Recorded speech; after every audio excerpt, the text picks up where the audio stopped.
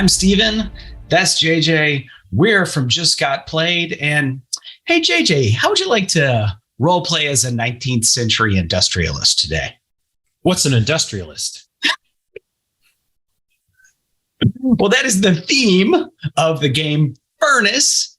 Furnace is from Arcane Wonders, and we're going to tell you what we think about it. But first, I'm going to give you a quick overview on how the game is played. Furnace is an engine building game powered by auctions. So it's played over 4 rounds, which you track here, 1, 2, 3, 4. And each round has an auction phase and a production phase. Now, at the start of the game, you start with a starter corporation.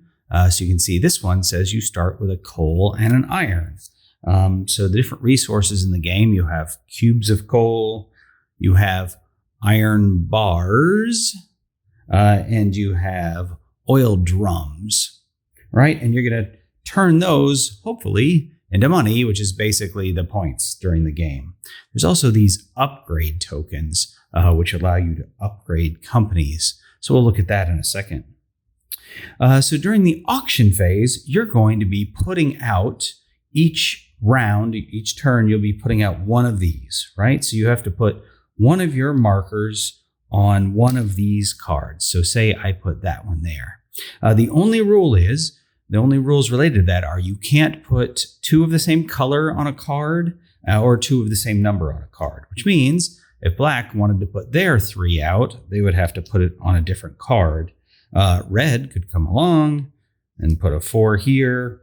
And then maybe, I put a 2 here, and etc. And we just keep going until all of our pieces are out. And I'm just sort of throwing these out here.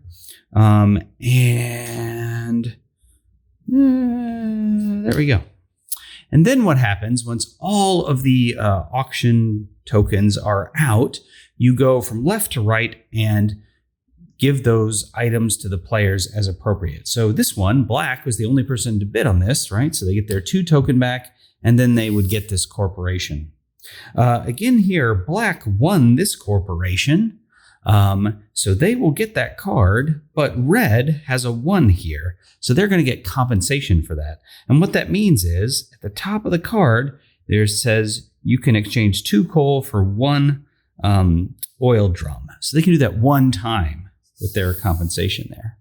So here, red would get this one. I could, yellow, up to 3 times exchange 2 coal for a drum of oil. If I don't have the resources, then I can't do that.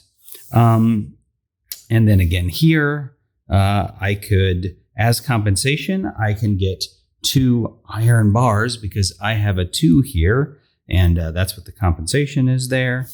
And then again here, I could get 2 more coal as compensation.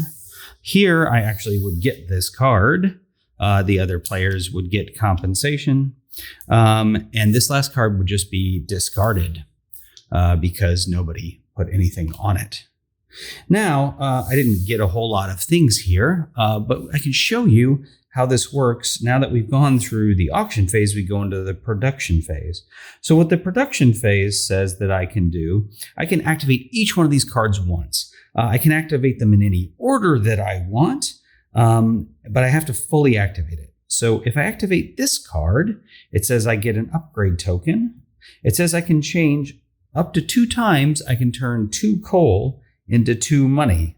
And I'm just going to not do that at the moment, but I can also use an upgrade token and a coal.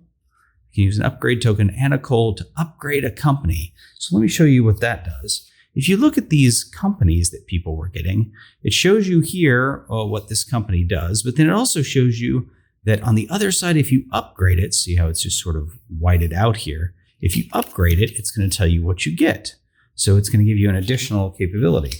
So if I were to spend that upgrade token I just got and one of these coal and flip this card over, now I've used this card, so I would have to mark it in some way, push it up, turn it sideways, turn it, 180 degrees, whatever to mark that. I've used that so that I don't get confused. You can have a lot of companies here to activate. And now I can go on to activate this one.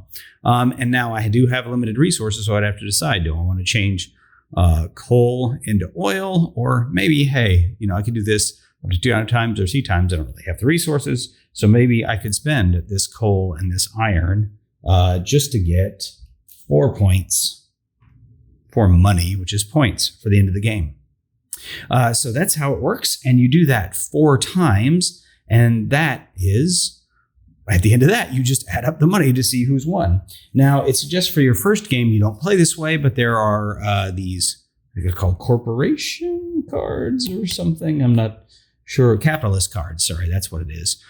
Which gives each player a unique ability. So, for instance, this one, if you are this gentleman with the dapper top hat, you get this extra 2 disc. So you have a second 2 disc. It still has to obey the rules about placing the 2 with other 2. You can't place it with other 2s, and you can't put it with other discs of your color because it's your color. But that's what you get if you're this person. If you are this lady, then you get to place your discs without following those rules I just talked about. So if you put your 4 and your 3 on a card, you would win the card with the 4, and with your 3, you would get compensated at the 3 level. So yeah, that's pretty cool as well. So there's 5 different of those that you can use. That's a variant and not suggested for your first play. But there you go. That's basically how you play Furnace.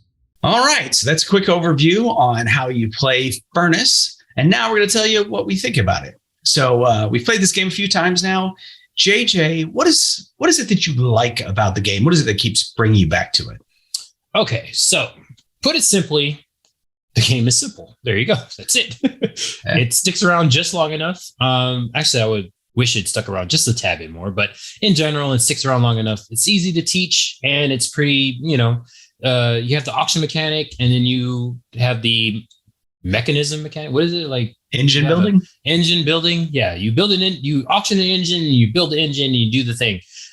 So yeah, that's my number one thing I like about it. It doesn't stick too long. It's a good filler game, and it's really easy to teach and play. Yeah. I mean, talking about, you wish it was a little bit longer. It's really tricky with this engine building games though, right? So, you play 4 rounds of this and you've built up a pretty big engine. If you went for a 5th round, that last round would be a lot longer than the first round or the second round. So it sort of escalates, time wise anyway. That's true. Yeah. More cards, longer time. Yeah. It would stick around too long after that. But yeah, it also depends. If you don't win any auctions, you're not going to have any cards. So you could be sitting there, turn 2 cards, you're done. Somebody else got like 10. So I don't know. If you're not winning any auctions, you probably want the game to be over anyway because you're getting your butt handed to you. Exactly. Yep. And then you got to remember that all the different iconography on there. Yeah, all that stuff. But anyways, we'll leave that for the dislike. Yeah, it's interesting. My like for this game is that it's sort of unique with this compensation mechanism. In fact, I was looking on BoardGameGeek at all the different auction mechanisms the other day, and I saw auction compensation was listed as a mechanism. I'm like, really? The only game I know that does that is Furnace. So I clicked on it, and sure enough, the only game in that entire category is Furnace. So BoardGameGeek created an entire mechanism category just for this game. But I like that because in other auction games, you've got your 1 or your 2, essentially, some low value thing that you're trying to sneak in and get some value somewhere with it to get a thing, or you just get stuck taking something like you don't even know if you want it. Maybe you'll try to fit it into your thing later or whatever. But in this game, it's different, right? You're strategically trying to decide where am I going to put my 1 or my 2 so that I get compensation. And just the fact that those cards are executed in order matters too, right? Because one of the compensations might be conversion, right? Like I'm going to convert coal into oil. Well, I don't have any coal, so that compensation is useless to me unless I also get compensated earlier in the chain with coal. So I don't want to win this one. I want to make sure that I don't win this, but get compensated so I get coal, so I do the other thing, right? Or you have my luck where I win with my 1 and 2 when I didn't want to. Happened twice now out of 4 games. I know you end up with these cards and you're like, what am I going to do with this? I frequently will end up with a card or two and I don't even bother upgrading it. It does something for me. It'll give me an iron bar. It'll give me some coal or something. It's never particularly important. And I probably would have rather gotten the compensation, right? But, sometimes you just got to make do with the cards. But that's part of the interaction in this game. It's already an interactive game because of the auction as it is. Yes. The production phase is not interactive at all, but the auction phase is completely interactive. It's an auction. But just that extra thing about, hey, I would like to take that card, but that would allow JJ to get the compensation that he wants. So I'm not going to do that. I'm going to do this over there. Like if you don't have to play that game that way. You could just straight up play, I need this, I'm going to do this, I need this. But if you do that extra layer of paying attention to what other people are trying to do, then you can have, essentially some take that in this game, right? I'm going to screw you up. Don't let them get their resources so they can't get victory points. The only thing that's really take that in the production phase, if somebody takes all the resources and hoards them, then you got to use those little multipliers, which kind of are annoying. But luckily, it's one of those games where you don't run out of resources. But still. Yeah, resources are not limited, but it can still be annoying. Sure. Yes. That seems like that happened to us. Seemed like somebody was hoarding coal when we played the last time. Oh, yeah. Somebody was hoarding all the stuff and taking all the resources and then wouldn't let us just pay with it. We had to use multipliers. Yeah. Yeah. So, well, let's get into the dislikes then. And this isn't one of my she's over there. Well, this isn't one of my dislikes, but I do think it is worth mentioning that I think every time I've played this with a new player, including when I was playing it for the first time, the new player always seems to get stuck with a bunch of resources in the last round, right? They didn't build their engine to consume all these resources they're getting from their cards, from their compensation. So they're not really building an efficient engine. And that's okay. I mean, to say, well, you have to play the game once to understand it, to be good at it. I mean, that's a reasonable thing. But at the same time, this is a game that I think it seems like most new players are just going to get smoked their first play. Yeah, you gotta know what all the cards are. Are we on the dislikes yet? Yeah, we're on dislikes now. I transitioned to that. So tell me what it is you dislike. As y'all know, if you've been paying attention, I hate luck games. So as Steven was saying, you can be at a point where you have like a bunch of coal and then you have no cards that come out that actually turn the coal into money or victory points. So the luck part of that gets kind of annoying because depending on how many players, you just might not see that card. So I would actually prefer to play this with 4 players because that means more cards come out and have better choices. At like 2 or 3 players, you might not even get to half the deck. So I might be generating coal and be like, let me generate this because I want it. And then you not be able to turn it into money. So then you're just kind of screwed. So my only real complaint is that it's the luck base of drawing the cards. But I mean, Terraforming Mars, Arc Nova, all have the same issues. Still good games. Like this one, really good. But yeah, just the luck part of it. I mean, there are a lot of games that have that. One of my favorite games of all time, Carcassonne, is like that. You just luck of the draw. What did I draw? The tile. But I actually sort of turn that on its head because I don't think of it as luck of the draw. I think of it, how am I going to deal with how this stuff came out, right? And I like the randomness of how the stuff comes out because I think the game would feel very samey if it were maybe more structured, right? You don't know what cards are going to come out in what order, in what round, or if they're going to come out at all. So you can't just be like going into it saying, well, I'm going to do the consume coal iron bars for 8 victory point strategy. You can't do that because you have no idea how these cards are going to come out. So, that to me makes it a more interesting game than having a opening move like in chess, right? Yeah, because it's a different game every time. So you have the randomness. Like I said, it's very short. So if you don't get it that time, hopefully you'll get it next time. It's nothing worse than you having a coal generating engine and then 2 hours later you still don't have it, or you have predators and you're thinking the predator animal was going to come out and you're hoping more predator animals because you build up your zoo. And then, 4 hours later, you still didn't see that because you only went through half the deck. I don't know. Yeah, this is relevant because 19th century industrialists were the people who funded zoos. Yeah, there you go. See, back in. Yeah. I have a couple of dislikes for the game, and one of them is fairly minor, and one of them bugs me a little more. So my minor one is when you play this game at 3 players, somebody is going to be the start player. and they're gonna go first in the first round, and they're gonna go first in the last round. And going first in the last round is probably the most important. Going first in the first round is probably second most important. So already there's a little imbalance. One person's going first in both those. But it's really what's annoying is the third player. The third player is going last in both of those very important rounds. And I feel like the game just hand waves at that, right? Like if you're playing 4 players, it's perfect. Everybody is first, second, third, fourth. And there's just it's a minor difference that you went first in the second round of the third round instead of the first of the fourth. But man, that when you're playing in a 3-player game and you're going last in the first and the last round, I don't know. It feels like that's somewhat imbalanced. Like that's enough of a difference that it should be compensated in some way.